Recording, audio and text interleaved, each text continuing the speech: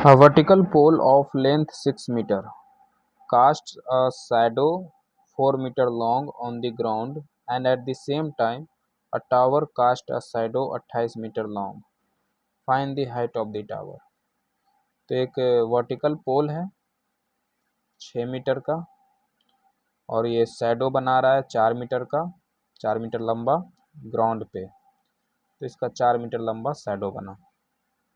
और उसी समय एक टावर है जो कास्ट करता है शैडो 28 मीटर लंबा। तो टावर का हाइट बताना है। तो टावर कहीं अलग है कि यहीं पे है? तो जैसे कि यहाँ सन रहा होगा, तो इस तरीके से ये रोशनी दी होगी, और जहाँ जहाँ पे लाइट नहीं पहुँचा वहाँ वहाँ पे शैडो बन गया। सॉरी, सन थोड़ा ऊपर है, तो इस तरीके से यहाँ पे इसके अंदर लाइट नहीं पहुँच पाई तो शैडो बन गया। ठीक है। और यही सन अब इस टावर के लिए काम कर रहा है, और ये टावर का शैडो 28 मीटर है। ठीक है।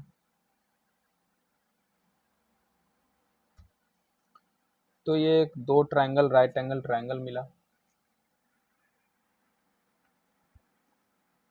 टावर का हाइट पूछ रहा है, एक्स मान लेते हैं।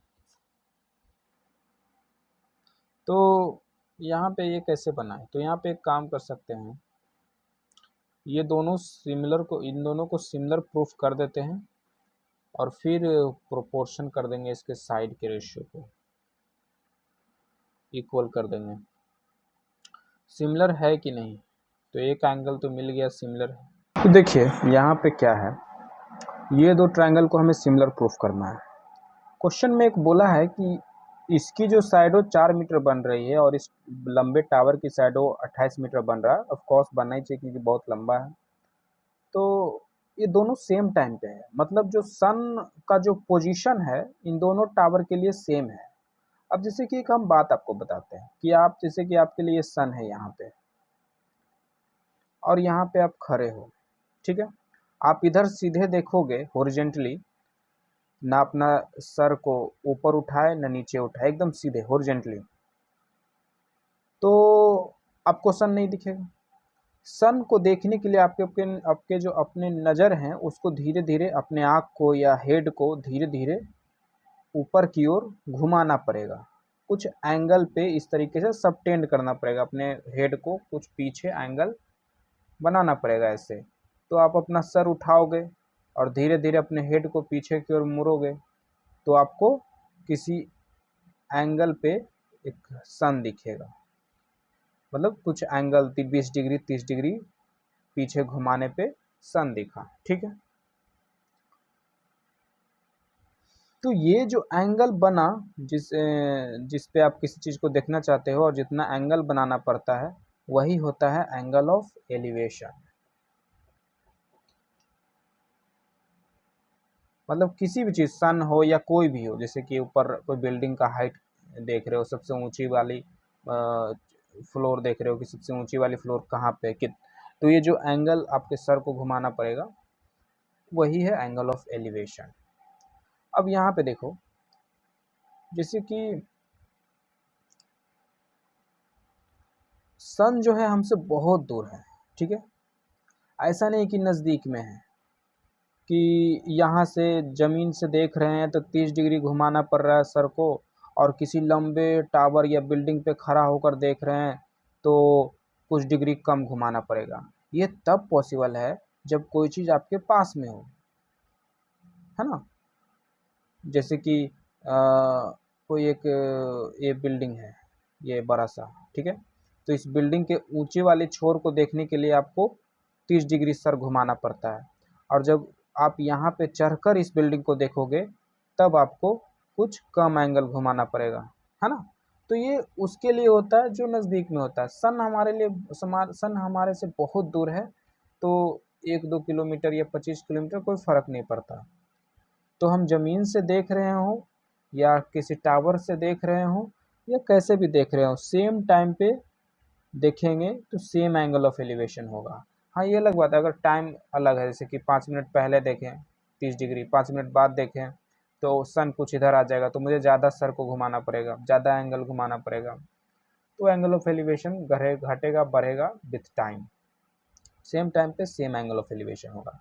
वही ट्रिक यहाँ पे भी दिया है कि सेम टाइम पे दोनों का शैडो बन रहा है, एक का 4 मीटर एक का 8 मीटर। अब देखो यहाँ पे आप खड़े हो जाओ, यहाँ से आपको सन देखना है, दिखेगा? कभी नहीं दिखेगा, क्योंकि यहाँ पे सन की रोशनी आ ही नहीं रही है, तो आपको दिखेगा ही नहीं। आपको यहाँ पे आना पड़ेगा और तब देखना पड़ेगा, तो सन आपको दिखेगा, ठीक है। और किस एंगल ऑफ एलिवेशन पे दिखेगा? उसी एंगल ऑफ एलिवेशन पे दिखेगा जैसे यहाँ पे। और उसी समय यहाँ पे खड़ा होकर सन, इसके मान लो ये सन यही, मतलब इस यहाँ पे बना देते हैं, समझो वही है, और तो उस सन को देखना हो तो क्या 30 डिग्री से बढ़ जाएगा? मान लो यहाँ पे 30 डिग्री एंगल ऑफ एलिवेशन है इस सन को देखने के लिए, सर अपना धीरे धीरे ऊपर उठा रहा है और एक 30 डिग्री पे, मान लो 30 डिग्री पे दिख गया, तो क्या आप यहाँ पे 30 से ज़्यादा या 30 से कम पे दिखेगा? नहीं।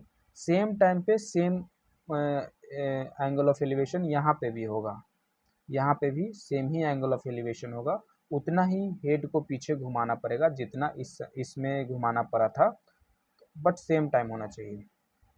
तो इस हिसाब से by angle of elevation of sun के हिसाब से हम ये कहेंगे कि दोनों का ये वाला वैल्यू, ये वाला एंगल इक्वल है। अब आगे बढ़ते हैं, तो हमें प्रूफ करना था ये दो ट्रायंगल को सिमिलर है, सिमिलर प्रूफ करना था। तो एक तो 90 डिग्री मिल ही गया, दूसरा ये थीटा मिल गया, तो इस तरीके से हम यहाँ पे सिमिलर प्रूफ कर देंगे पी क्यू आर। तो angle B is equal to angle Q, क्यों? क्योंकि 90 डिग्री है। Angle C is equal to angle R, क्यों? क्योंकि angle of elevation of sun at same time is same, sun at same time is equal, ठीक है। तो proof हो गया सिमिलर है, तो सिमिलर प्रूफ हो गया, तो अब मुझे क्या साइड चाहिए था? ये चाहिए था। सिमिलर है तो साइड का प्रोपोर्शन इक्वल होगा, साइड का रेशियो इक्वल होगा, तो A B by P Q is equal to B C by Q R. ये करने का कोई फायदा है नहीं, कुछ मालूम है नहीं, ना ही पूछ रहा है, तो B C by Q R. A B हो गया 6 और A B by P Q, P Q है x, बी सी है 4, क्यू आर है 28, 4 7 जा 28, x इंटू 1 x, 6 7 जा 42 मीटर, तो ये हो गया 42 मीटर।